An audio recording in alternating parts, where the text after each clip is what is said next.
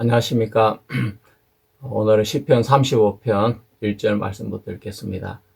여호와여, 나와 다투는 자와 다투시고 나와 싸우는 자와 싸우소서. 방패와 손방패를 잡으시고 일어나 나를 도우소서.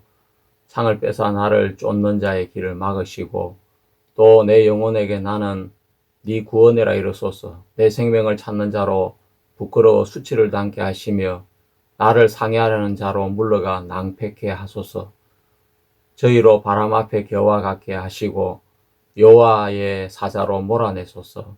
저희 길을 어둡고 미끄럽게 하시고 여호와의 사자로 저희를 따르게 하소서.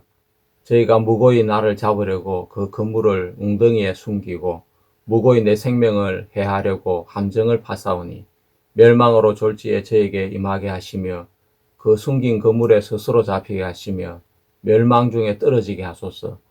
내 영혼이 여호와를 즐거워하며 그 구원을 기뻐하리로다. 내 모든 뼈가 이르기를 여호와와 같은 자가 누구리요? 그는 가난한 자를 그보다 강한 자에게서 건지시고 가난하고 궁핍한 자를 노력하는 자에게서 건지시느니라 하리로다. 여기 말씀까지 읽었습니다. 시편 35편은 시편 중에서 법정 용어가 가장 많이 등장하는 시입니다. 제가 이 시편 35편 읽어볼 때 적어도 10개 이상의 법정적인 용어가 등장하고 있습니다. 송사, 공판, 판단, 공의, 거짓 증인, 다투다, 무고히, 목도하다, 싸우다, 실문하다, 또 의인, 죄인, 이런 단어도 이렇게 법정 용어가 되겠습니다. 그럼 먼저 우리가 이 시편 35편이 법정 용어가 많이 나오는데 어떤 것들이 나오는지 구체적으로 한번 알아보겠습니다. 다투다라는 변호하다, 리버라는 이 히브리 단어는 시편 35편 1절에 나오고 있습니다. 여호와의 나와 다투는 자와 다투시고 나와 싸우는 자와 싸우소서 할 때 이 다투다라는 단어가 나오는데 이것은 단순한 싸움이 아니라 언약 소송의 용어입니다. 하나님이 변호사이면서 재판장으로 등장을 합니다. 그리고 싸우다라는 단어도 역시 법정 용어인데 전쟁에도 사용이 되어지지만 법정에서도 사용이 되는 단어입니다. 법정 판결은 실제적인 역사적인 구원의 사건이 되는 것입니다. 또 거짓 증인이라는 단어가 나오는데 시편 35편 11절에 불의한 증인이 일어나서 내가 알지 못하는 일로 나를 내게 힐문하고 할 때 이 불의한 증인들은 단순한 거짓말을 하는 사람들이 아니라 의도적으로 사람을 파괴하기 위해서 거짓말을 꾸며서 하는 그런 증언을 이야기하고 있습니다. 그리고 무고히라는 이 히브리 단어가 나오는데 시편 35편 7절에 나오고 또 35편 19절에도 나옵니다. 저희가 무고히 나를 잡으려고 무고히 내 생명을 해하려고 함정을 파싸우니 이렇게 무고히 나를 미워하는 자로 눈짓하지 못하게 하소서라고 기록하고 있습니다. 이 무고라는 말은 이유 없이 나를 미워한다. 이 표현은 나중에 요한복음 15장에서도 예수님께서 인용을 하고 계신데 우리가 다음 시간에는 요한복음 15장과 이 시편 35편이 어떻게 연결이 되는지 그 부분을 또 집중적으로 공부해 보도록 하겠습니다. 그리고 판단이다라는 이 히브리어가 나옵니다. 시편 35편 24절에 여호와 나의 하나님이여 주의 공의도로 나를 판단하사. 이 판단이라고 하는데 이건 재판 용어입니다. 판결을 내리고 재판을 하고 다스린다는 그런 뜻을 가지고 있는데 성경에서 판단은 단순히 생각하는 것이 아니라 법정에서 판결을 내리는 행위를 말합니다. 또 공판이라는 이야기가 단어가 있습니다. 시편 35편 23절에 나의 주여 떨치고 깨소서 나를 공판하시며 나의 송사를 다스리소서 이 공판은 재판 과정을 이야기하고 또 판결이나 정의 실현까지도 포함하는 그런 전체적인 의미를 가진 단어라 할 수 있겠습니다. 이 단어 하나에 법적인 절차나 또 판결의 결과나 정의 실현 전부가 포함이 되는 주의 미시파트 이 뜻은 하나님의 재판 플러스 판결을 뜻하고 있습니다. 또 송사라는 단어 역시 재판 용어인데 이 송사는 다투다, 소송하다, 법정에서 고발하다라는 뜻을 가지고 있습니다. 그래서 송사를 할 때는 고발자가 있어야 되고 피고와 또 재판장이 있고 정인과 또 판결이 이렇게 있으면서 송사의 구조가 이루어집니다. 또 공의라는 단어가 나오는데 이 공의는 우리가 그동안 공부를 많이 했습니다만은 옳다, 의롭다, 법적인 이 올바른 상태를 뜻하는 단어라고 우리는 오랫동안 공부를 했습니다. 시편 35편 24절에 여호와 나의 하나님이여 주의 공의대로 나를 판단하사 저희로 나를 인하여 기뻐하지 못하게 하소서라고 했습니다. 공의는 도덕적 감정이 아니라 법적으로 법정에서 인정된 상태를 말하고 있습니다. 쉽게 말하면 공의는 의롭다고 판결된 상태를 말하고 있습니다. 또 힐문하다, 이 단어는 묻다, 요구하다, 캐묻다 그런 뜻을 가진 단어인데 시편 35편 11절에 불의한 증인들이 일어나서 내가 알지 못하는 일로 내게 힐문하며 라는 이 단어를 쓰고 있습니다. 여기서 단순한 질문이 아니라 불의한 증인들이 등장하면서 이 말은 이 단어는 법정적인 상황을 만들어 버리게 됩니다. 이 문맥에서 힐문하다는 것은 신문하다, 추궁하다라는 뜻으로 변하게 되어집니다. 증인들이 등장해서 피고인 다윗에게 질문을 던지게 되는데 이 질문의 목적은 진실을 확인하기 위한 것이 아니라 죄를 만들어내기 위한 유도신문이나 함정 질문이라고 할 수가 있겠습니다. 그리고 목도하다라는 단어가 나옵니다. 이 단어도 이렇게 정인의 핵심 자격으로 연결이 되어집니다. 고대 법정에서 목격이라는 의미를 가지고 있고 본 것을 말한다.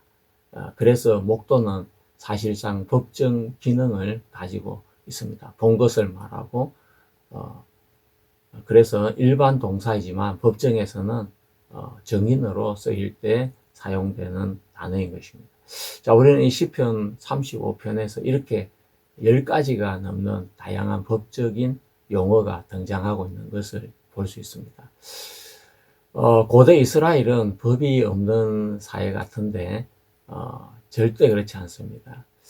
지금으로부터 3000년 전 우리나라 같으면 고조선 시대였는데 이렇게 다양한 법정 용어가 다윗의 시에 사용이 된다는 것은 이미 이 고대 이스라엘은 율법의 체계 아래에서 상당히 법이 갖추어져 있는 법정 구조가 조직화된 사회라는 것을 알 수가 있습니다.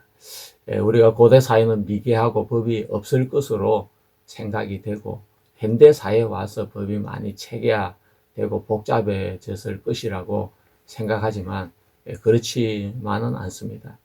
세계 최고의 법전은 지금 이라크 지역에 있는 우르남무 법전은 이는 현존하는 가장 오래된 법전으로 점토판에 새겨져 있는 인류 최초의 성문법이라 할 수 있습니다. 이것은 기원전 2100년 아브라함 시대에 존재했던 법전인데 수메르어로 기록이 되어 있고 57개 항의 법조항으로 이루어져 있습니다. 그 다음으로 아주 유명한 법전이 함무라비 법전인데 1755년에서 1750년 BC 1755년에서 1750년경에 만들어진 성문법으로 282개 조항의 법들이 구성이 되어 있습니다.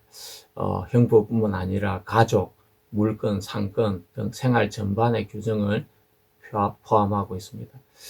그러니까 고대 메소포타미아 지역에서는 문명이 가장 먼저 발달할 뿐 아니라 많은 사람들이 모여들고 도시가 생기고 그러면서 인간과 인간 사이에 일어나는 복잡한 문제들을 다스리기 위해서 법이 발달했던 것을 볼 수 있습니다. 출애굽 이후에 이스라엘은 하나님께로부터 613가지의 율법을 받게 되는데 그 중에 한 절반은 인간과 인간 사이에 일어나는 일들을 담고 있는 법이라고 할 수 있겠습니다. 모세오경 자체가 바로 하나님의 법전인 것입니다. 그 속에는 법과 판례와 재판의 원칙들이 기록이 되어 있습니다. 핵심 특징으로 정인 제도가 있고 재판의 기준이 있고 또 왕도 법 아래 있고 거짓 정인을 금지하는 것들이 율법에 기록이 되어 있습니다. 즉 다윗 시대는 법이 없는 사회가 아니라 율법 중심의 사회였다는 것을 알 수가 있습니다. 그래서 재판 구조도 이미 정교하게 짜여져 있습니다. 신명기 19장에는 소송에서 두 정인 이상이 필요하고 거짓 정인은 동일한 형벌을 받게 되고 공정한 재판이 요구가 되었습니다. 이것은 현대법과 비교를 해도 상당히 정교한 수준이라고 할 수가 있겠습니다. 그리고 또 왕은 단순한 왕이 아니라 재판장이었습니다. 사무엘하 8장 15절에 다윗이 온 이스라엘을 다스리며 정의와 공의로 행하였다라고 기록하고 있습니다. 이는 왕이 군사 지도자뿐 아니라 대법원의 대법관과 같은 역할을 했던 것을 알 수 있습니다. 그래서 다윗이 법정 언어를 많이 사용하고 있는 것은 그것이 바로 그의 직무 언어였기 때문이라는 것을 알 수 있습니다. 왜 시편에 법정 용어가 많은가를 두고 우리가 생각을 해보면 이것은 바로 이 사회 구조가 단순한 사회 구조가 아니라 이 하나님과의 언약 아래에서 형성된 법적인 구조인 것을 말해주고 있습니다. 이스라엘과 하나님과의 관계는 단순한 감정적인 어떤 믿음이 아니라 바로 언약을 바탕으로 한 법적 구조를 가지고 있습니다. 즉 언약은 상호 계약의 구조인 것입니다. 그래서 율법은 축복과 저주를 담고 있습니다. 다 행했을 때 축복을 받지만 다 행하지 못할 때는 저주를 받게 되어지고 또 율법에는 순종과 불순종에 따라서 책임과 결과가 완전히 달라지는 것을 볼 수 있습니다. 그래서 자연스럽게 신앙의 언어는 법정 언어로 발전하게 되어지는 것입니다. 우리나라 같은 경우에는 한 고조선이 있었는데 고조선에서는 역사의 기록이 많이 남아 있지 않을 뿐 아니라 8조 법이 있었다고 합니다. 아주 간단한 8가지의 법이 있었는데 이는 사회 질서를 유지하기 위한 목적이었고 또 종교와 법이 분리가 되지 않았기 때문에 법에 명시되지 않은 것들은 당시의 최고의 이 권력을 잡고 있는 왕이 법관의 역할을 해서 또 신의 대리자의 역할을 해서 그 모든 것을 왕이 판결을 내렸던 것을 알 수 있습니다.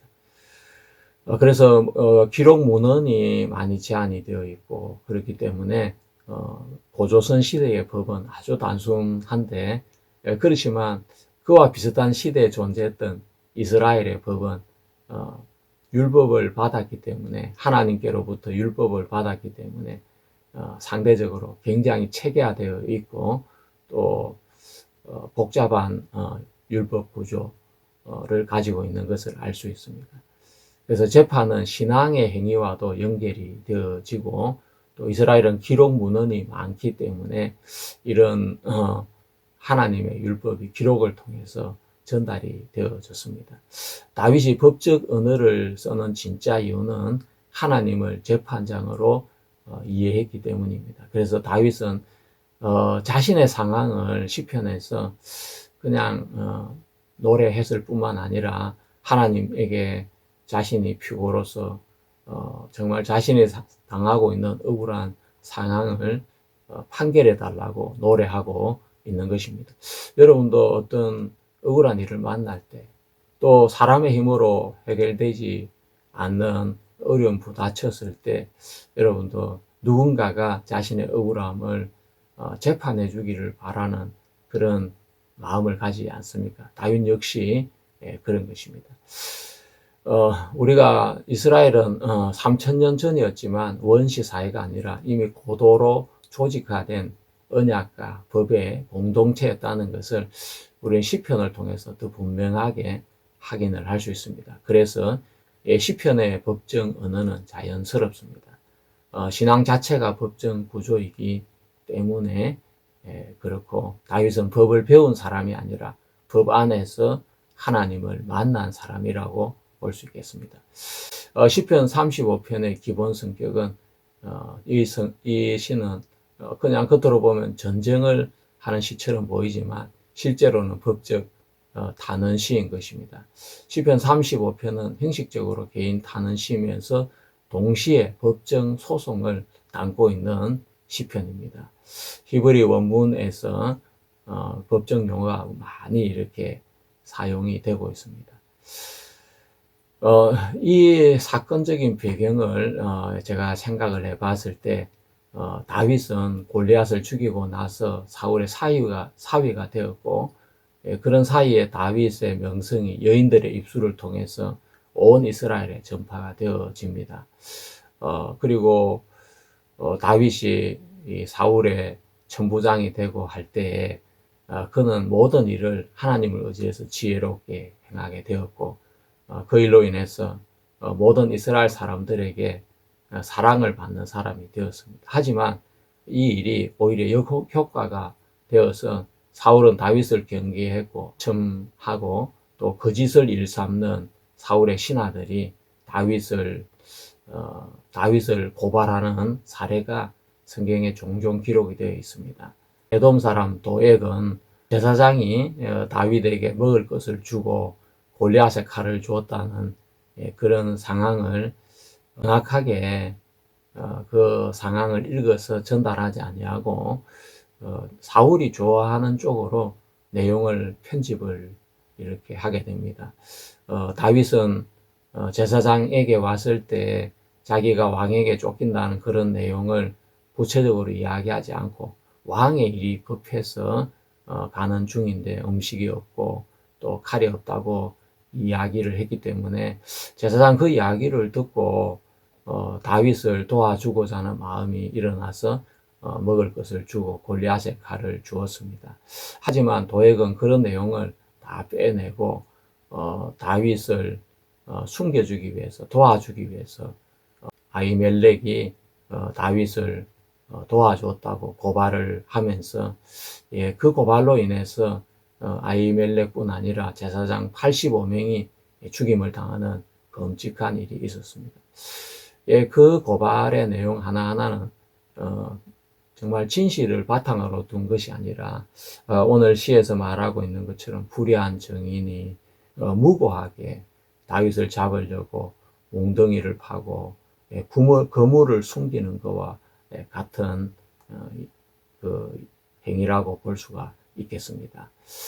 뿐만 아니라 다윗이 거일라 거민을 구원해 주는 그런 일이 있었습니다. 다윗이 쫓기는 가운데서도 블레셋 사람들이 거일라를 쳐들어왔다는 이야기를 듣고 생명의 위험을 무릅쓰고 거일라를 구원했음에도 불구하고 이 거일라 거민들은 사울에게 다윗이 있는 장소를 밀고 하게 되어집니다. 그런 일을 당했을 때 이 다윗의 마음이 얼마나 어려웠겠습니까? 그리고 10사람들도 다윗을 향한 강한 적개심을 가졌습니다. 갈멜 사람 나발 역시 다윗을 반역자 취급을 했던 것을 우리는 성경에서 읽을 수 있습니다. 그러니까 다윗이 무슨 정말 반역을 꾀하거나 사울을 죽이려고 한 사람이 아님에도 불구하고 그는 무고하게 정말 사람들로 인해서 불의한 정인들로 인해서 그는 마침 자기가 사울을 죽이려고 하는 자인 것처럼 그런 반역자 취급을 받으면서 온갖 멸시와 또 밀고를 당하고 고발을 당하는 그런 어려운 일들을 만나게 되었던 것입니다. 자신의 무고를 입증할 방법도 없고, 그랬을 때 다윗은 세상 법정이 아니라 하나님의 법정에 자신을 세우게 되고 재판장이신 하나님의 의로운 판결을 호소하게 되었습니다. 그래서 다윗은 자기의 고난을 정치적인 위기나 군사적인 추격이 아니라 도덕적, 언약적 고발 사건으로 그는 이해를 하면서 하나님 앞에 자신의 억울함을 토로하고 있습니다. 법학을 공부했던 신학자들이 성경을 읽을 때 이 성경은 법적 용어를 많이 담고 있기 때문에 성경을 이해하는 깊이가 달라지는 것을 볼 수 있습니다.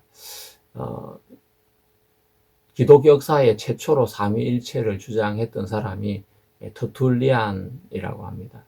터툴리아누스라고도 하는데 그는 로마의 법학자로서 변호사 출신이었고 최초의 라틴 신학자였습니다. 법학자인 터툴리안이 성경을 읽을 때 그는 법학적인 지식이 없는 사람들에 비해서 이 성경 속에 감추어져 있는 이 죄나 책임이나 형벌 개념을 법적 언어로 정교화하게 되면서 그는 삼위일체의 개념을 체계화시키게 됩니다.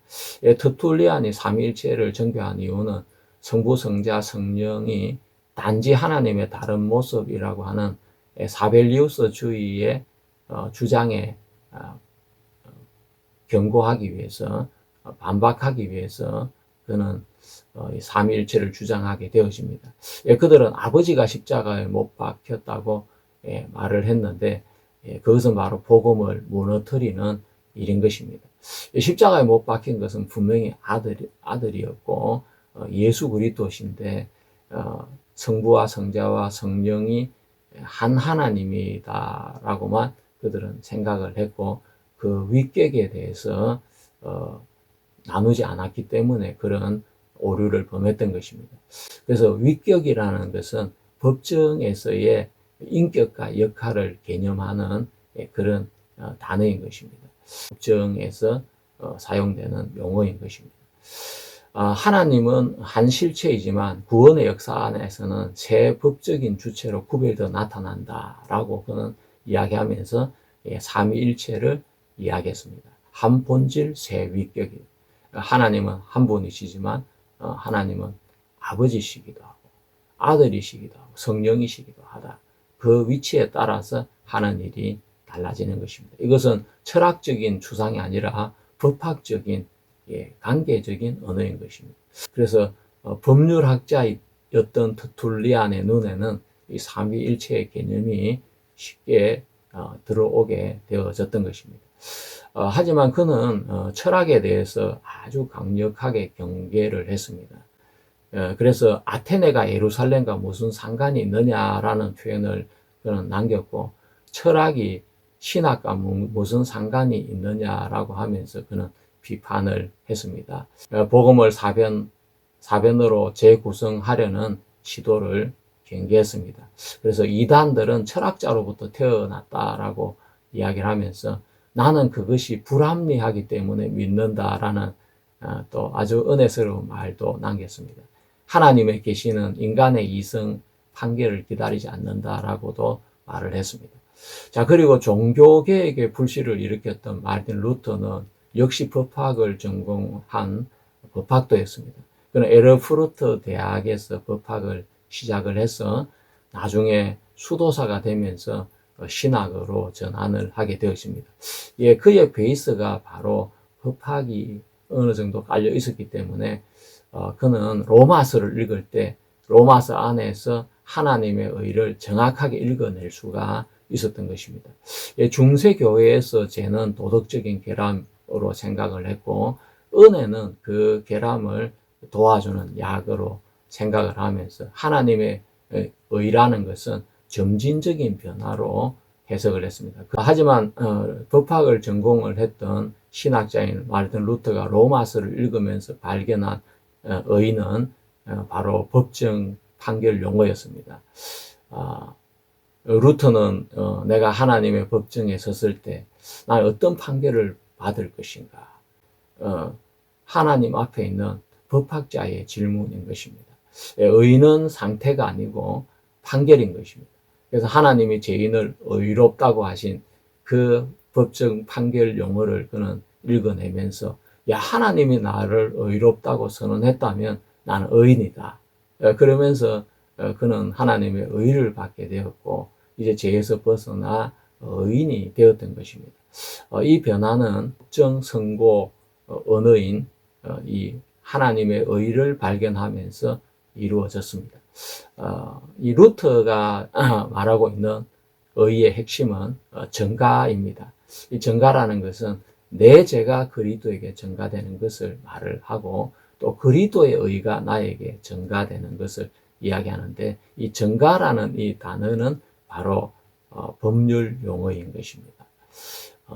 그리고 이중 전가라는 말도 있는데 이 죄의 책임은 예수님에게 이동하고 또 의의 공로가 우리 인간들에게 이동하는 것을 이중 전가라고 이야기를 했습니다.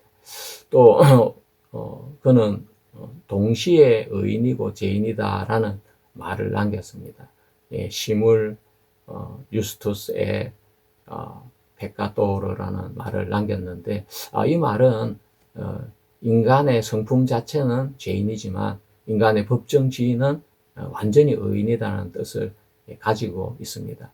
법적으로 신분이 바뀐 것은 사실이지만 성품이 아직 여전히 죄성을 가지고 있다는 그런 뜻을 가지고 있는데 이 말은 나중에 많은 오해를 불러일으키는 말이 되었습니다. 종교개혁을 이룬 루터도 성도들의 삶이 변화되지 않는 그런 부분들을 평생 숙제로 가지고 살았습니다.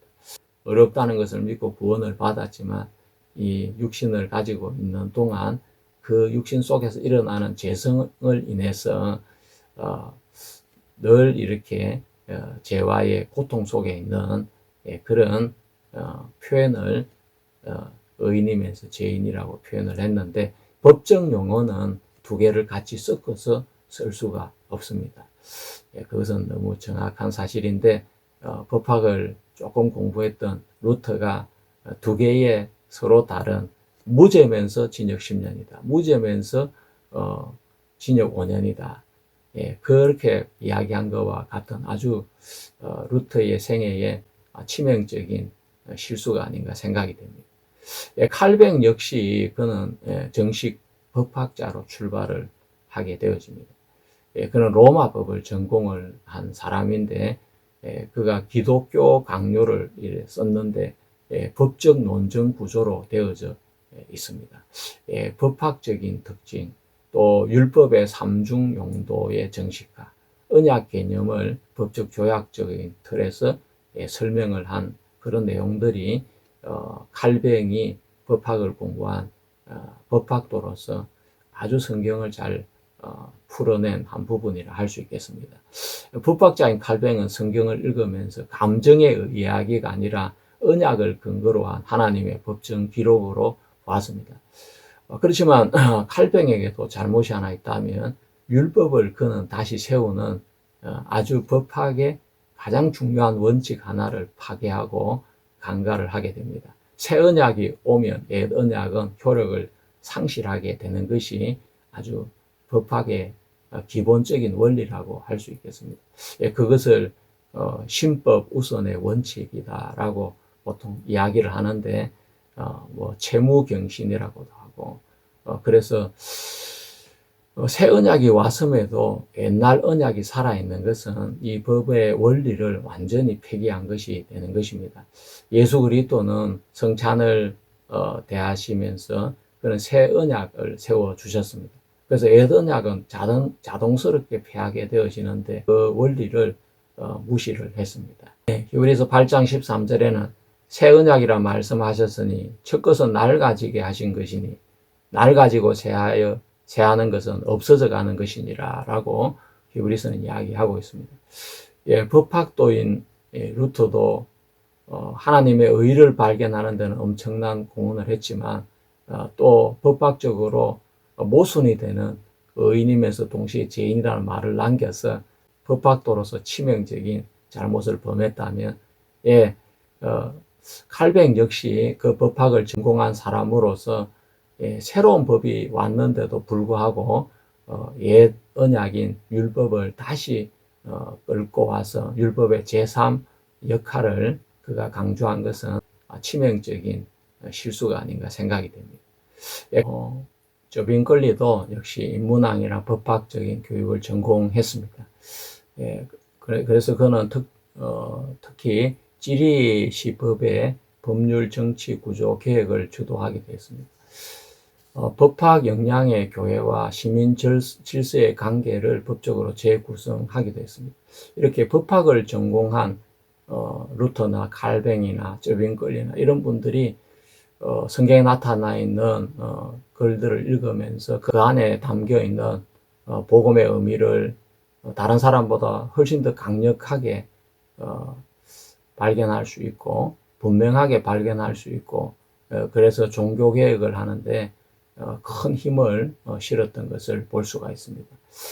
그 외에도 하이니 블렁거라는 사람이 있는데 그는 법학과 신학을 전공했고 특징은 언약 신학을 체계화시켰습니다.